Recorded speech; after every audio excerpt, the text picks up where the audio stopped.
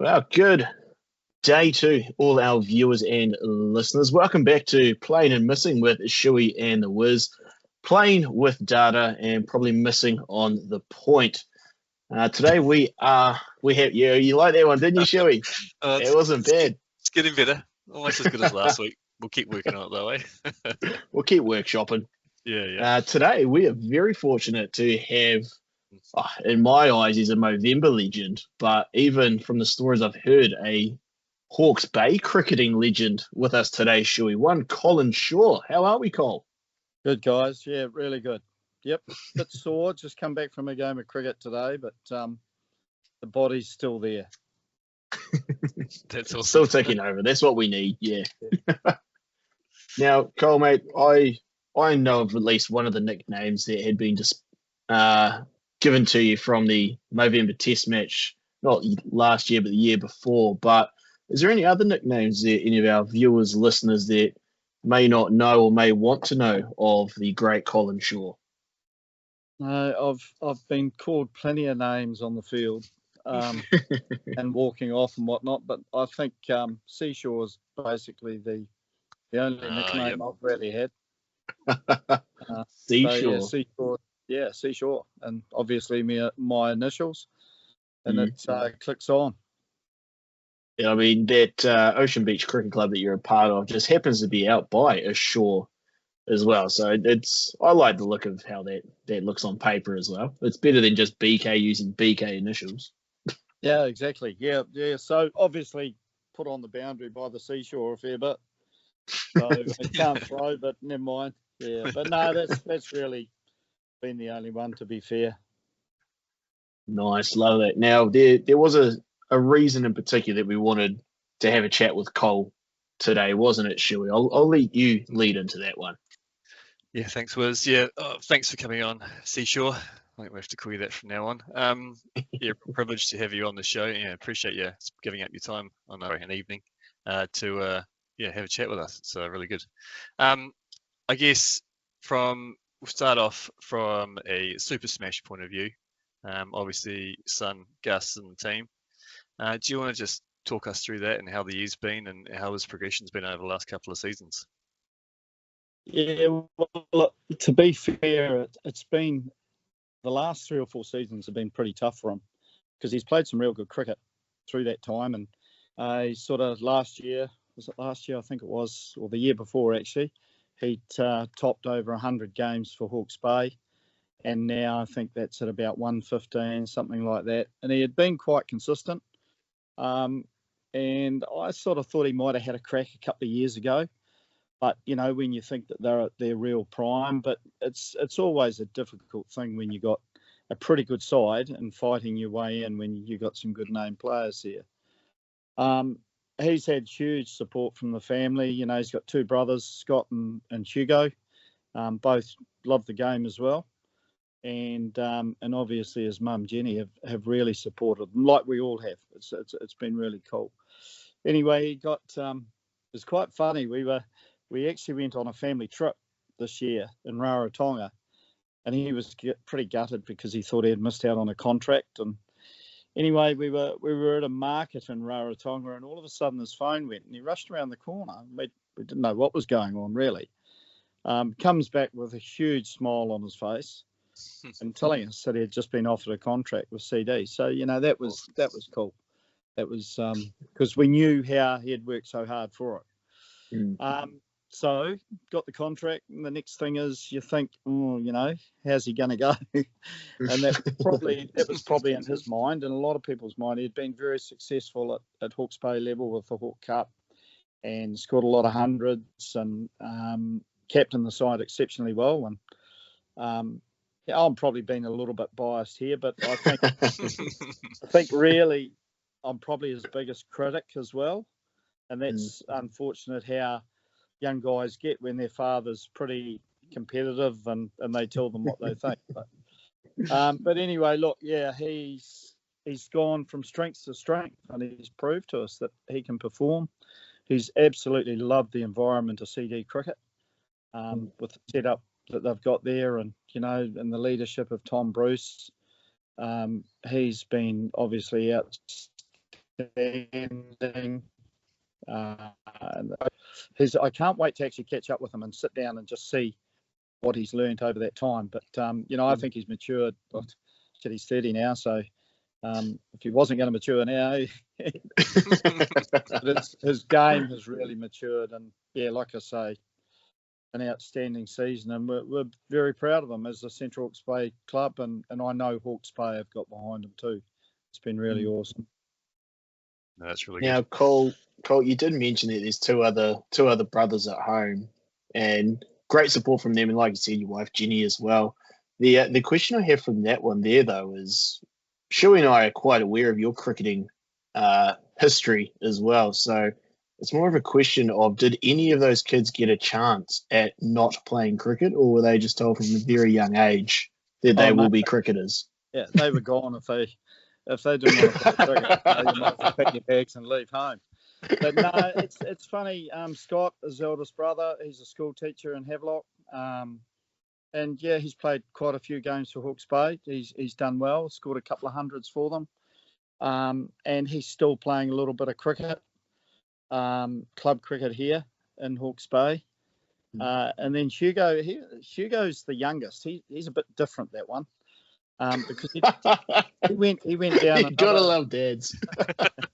Tell it how it is, right? He went down another track where he played a bit of cricket at school and for the club in Central Hawke's Bay, but then all of a sudden his feet took over, and he actually won the New Zealand champs as a barefoot water skier. And went to the world champs. We followed him a fair bit around the world, just watching him and whatnot. But yeah, so he did exceptionally well there, and he'll always his name to fame is always putting the Hawke's Bay opening bowler Ben Stoynoff, who's played last weekend, played his 100th game for Hawke's Bay over the square leg boundary, and he's always talking about that. Anyone would think it was the only boundary that he had hit.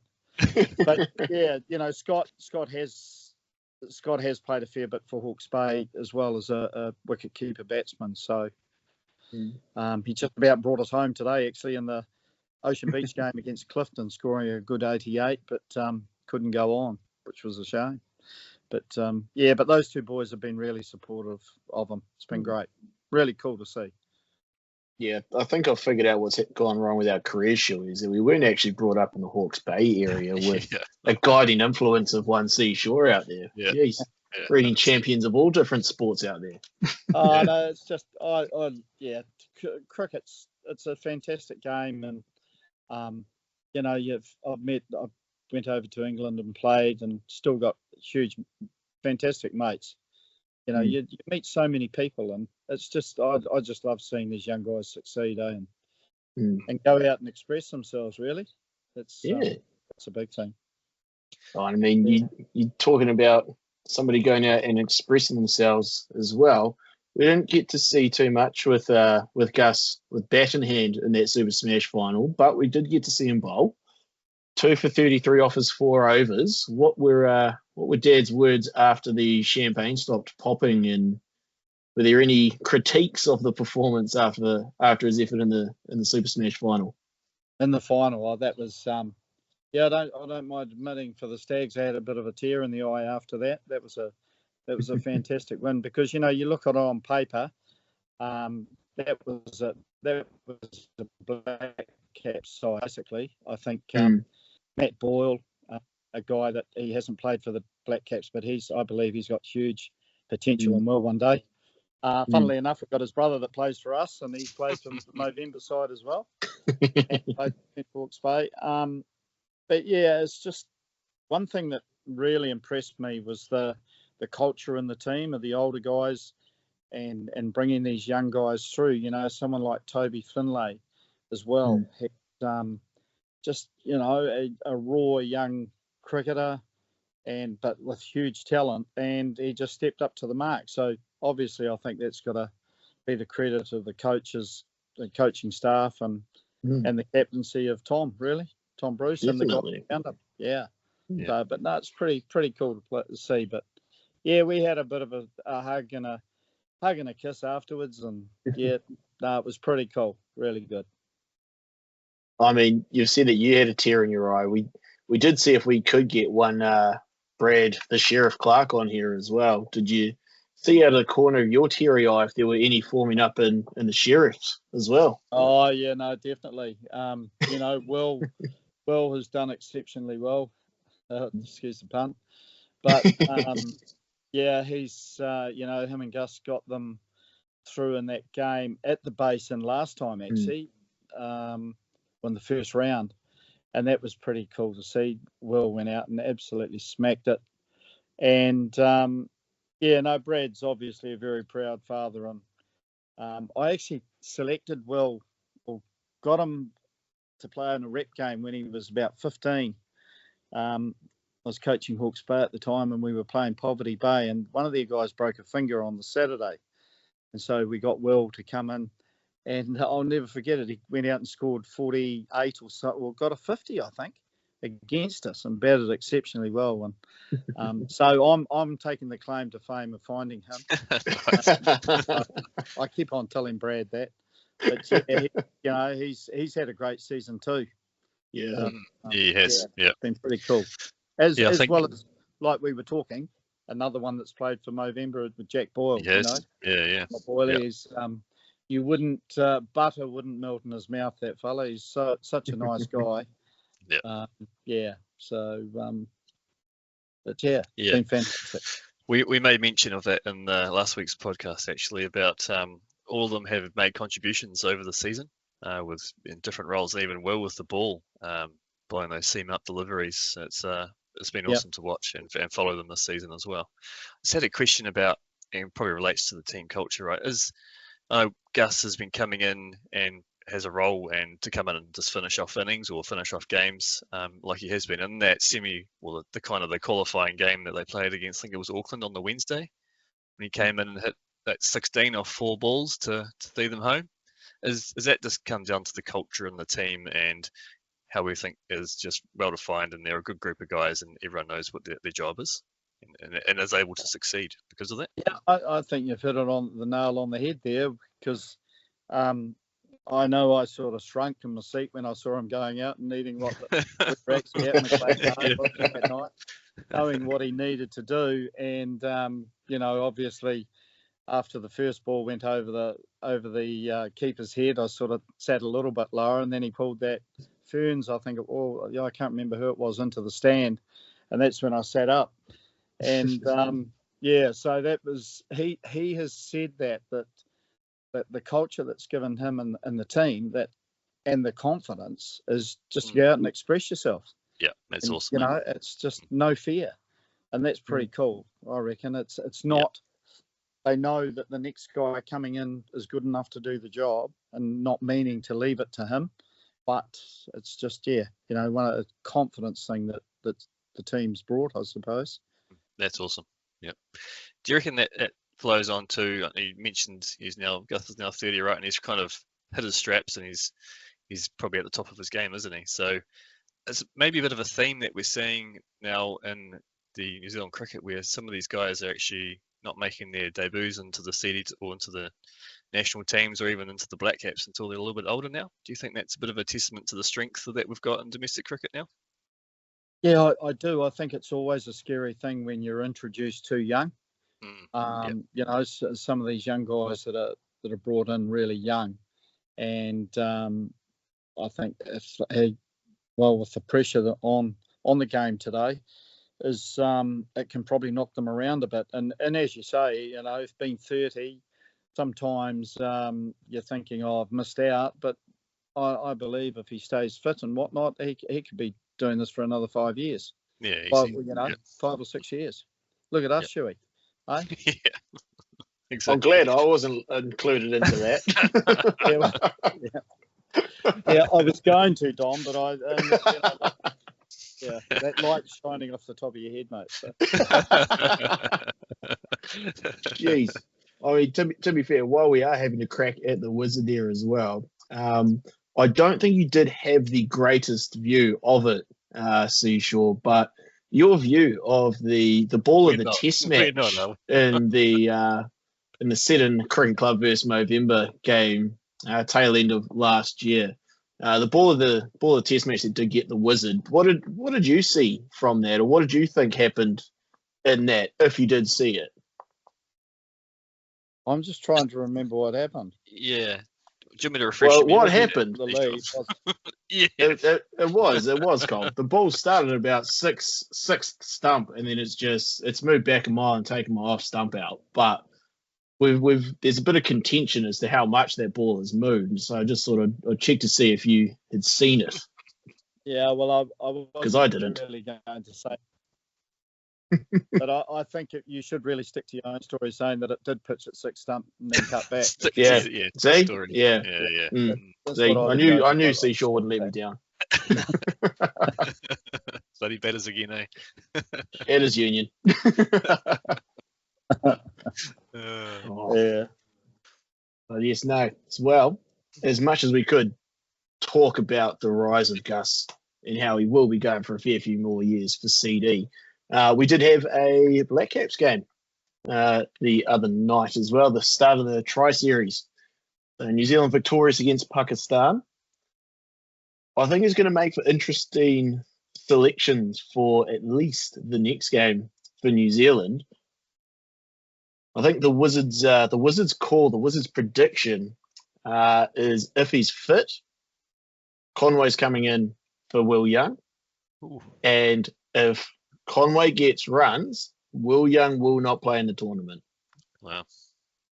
He's been given a chance and got 4.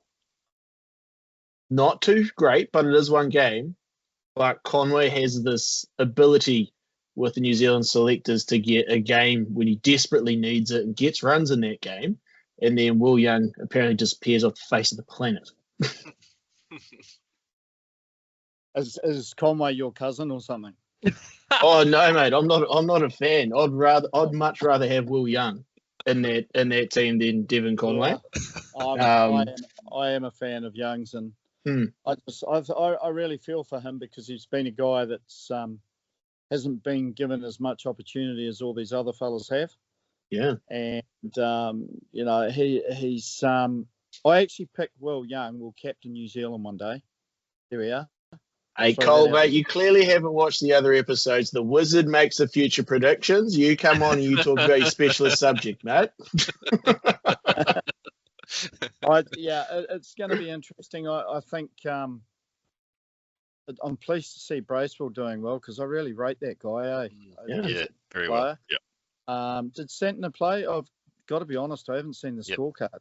Yeah, he did. Santner played captain side, isn't he? Yeah. Mm-hmm. Yeah, 8 off 5 with bat in hand, and then 3 for 340 odd, yeah.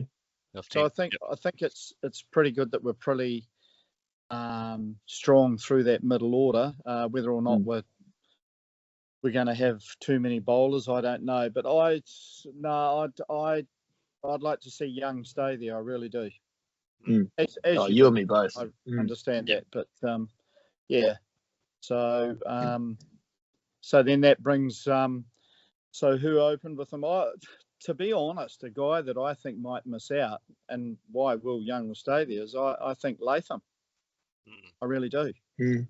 Well, Ravindra did also have a bit of a moment where he did get struck in the head. So depending on concussion protocols, etc., he may have to sit out a while. Depends on how hard he got hit, I guess. Yeah, well, it was a bit of a nasty. It was a low sort of pull shot, wasn't it? And he just lost it in the crowd, I think, and it just right above the eye, and he was a bit ginger on it. Yeah, so actually, I'll get away from the subject a little bit.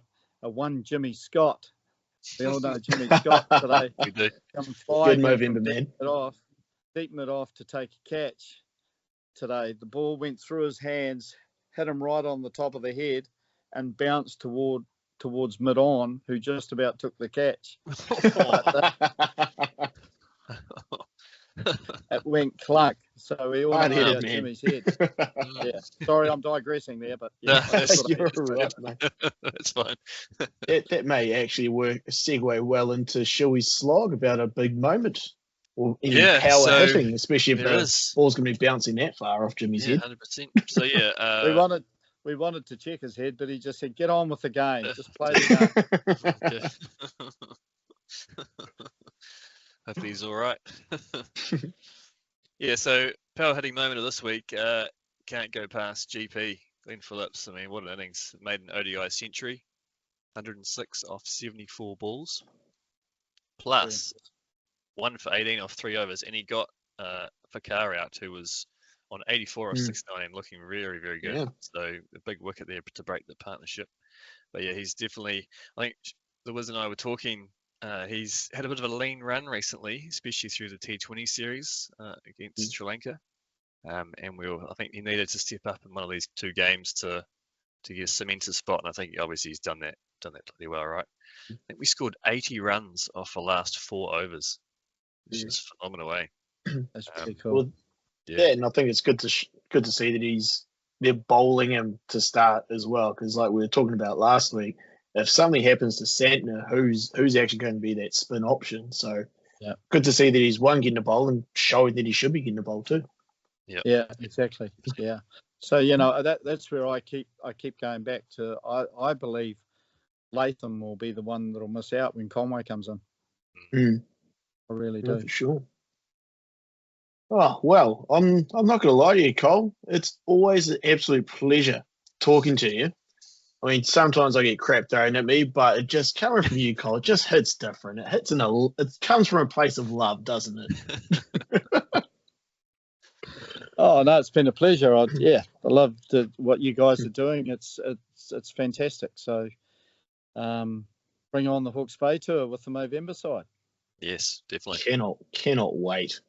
And for our listeners and viewers as well, if you do have any questions or cricket related, anything you want bringing up on the show as well, feel free to either slide into our DMs or send us an email about it. Don't worry, Ash, we have not forgotten about your question. Just want to make sure we have the correct guest to answer that one for you as well. Awesome. Thanks for your time, Seashore. Appreciate it, mate. And talk soon. Good as gold. Thanks, guys. Cheers. See you later.